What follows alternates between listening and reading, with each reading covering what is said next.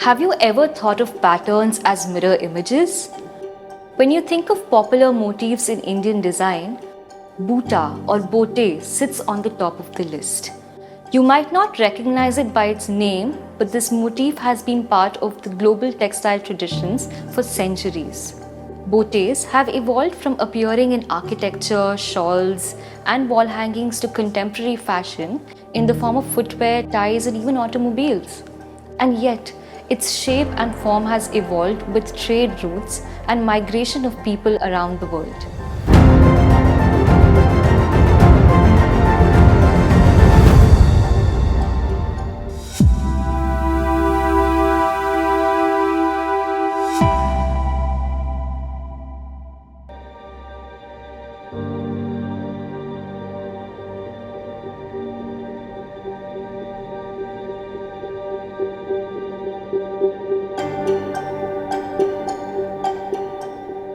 In this episode, we look at two textiles, a Kashmiri fragment from the Cotsen Textile Traces Study Collection at the George Washington University Museum and the Textile Museum, and a Dorukha Kalamkari from Maps collection. In both of these textiles, the boteh appears differently, owing to how and where they were made. The buta or boteh has many names and meanings, and its origin is uncertain. Some state that a pattern was derived from a simple flower flanked by leaves, a motif established in 7th century Persian art, while others see it as a leaf form that evolved over time into a cypress tree motif. Boteh are also seen as almond, tear or cone-shaped, and most commonly as mango-shaped patterns. They may originate from India or from Persia. Kashmiri shawls with boteh motif became very fashionable in Europe in the second half of the 18th and 19th centuries. Europeans were seduced by the intricate and exotic pattern, as well as by the exceptional softness, warmth, and light of the wool. To respond to the increasing demand, the manufacturing town of Paisley in Scotland began to mass-produce cloth in imitation of these Indian textiles with a boteh pattern that became to be known in the West as the Paisley motif. Variations of the boteh motifs are also featured in this Kalamkari textile from the early 20th century. While Kalamkari means pen work in Persian, makers in Machilipatnam, Andhra Pradesh also used a pen or kalam to paint the cloth. Kalamkari was eventually used to refer to block printed textiles like this piece. The cone-shaped patterns in the four corners emerge from a heart-shaped flower pot, while the mango-shaped patterns across the border here act as flowering trees with peacocks perched on branches. If you look closely, you also see that there are botehs within botehs appearing along this border. Did these motifs or shapes have hidden meanings or symbolism? The cone shape that we see here could also be interpreted as a cypress tree, sarv, a sacred tree known for its beauty and wisdom. Some other interesting motifs around the botehs include peacocks perched on them holding a snake. Below them at the border is an inscription which translates to Abu Talib in the center and Kafir and Mu'min printed on star-shaped motifs.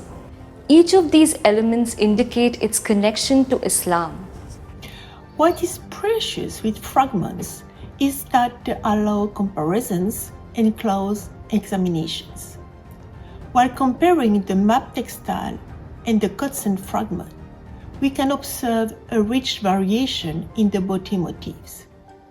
The Kashmiri fragment from the 18th century is part of the Cotsen Textile Traces Study Collection, which was donated by the late Margaret Spurley Cotsen, Lord Cotsen's wife, to the George Washington University. It is patterned with two navy and red ovular botehs on an off-white ground. Each boteh has clusters of 3 red flowers along the center line.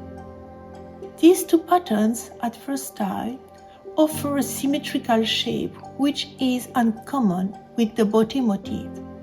They generally tend to be placed asymmetrically. If we look closer at the Cotsen fragment, we can notice that it is in reality composed of two pieces reknitted in the middle, creating this surprising symmetrical motif. It may have originally been a long band composed of half boteh motifs, which could have been produced not as a Kashmiri shawl, but as a simple band to decorate the bottom of a European dress. It may also have been a shawl repurposed into a dress material or fragments of a shawl joined together. What is certain is that these two botehs from the Cotsen fragment were not symmetrical originally. A wooden block was most likely used to create this Kalamkari cloth. It uses the technique where a portion of the cloth resists the dye to create a shape. One of the important ports out of which resist-dyed textiles would travel to Europe from India was Iran. The boteh was widely popular in Iran and spread to India at the end of 17th century during the Mughal rule. It was especially featured in fine woolen shawls like this one from the Cotsen collection that were woven in Kashmir and later exported in large quantities to Europe.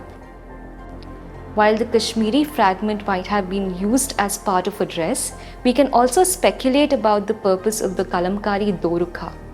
What was it used for? Who might have used it? This Kalamkari is called a Dorukha, which means that it is printed on both sides.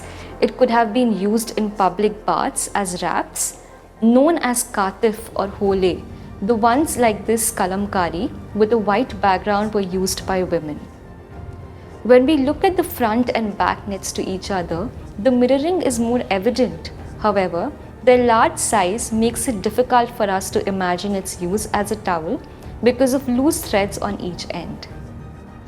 While the Kalamkari Dorukha in the maps collection is block printed, the Cotsen Kashmir fragment is made with double interlocked twill tapestry woven cashmere called kani in India.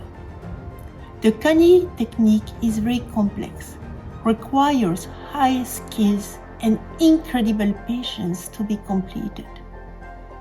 It involves the use of small wooden oblong floating spools called kani. Handmade Kashmiri kani can be distinguished from its mechanical European copy by looking at the back.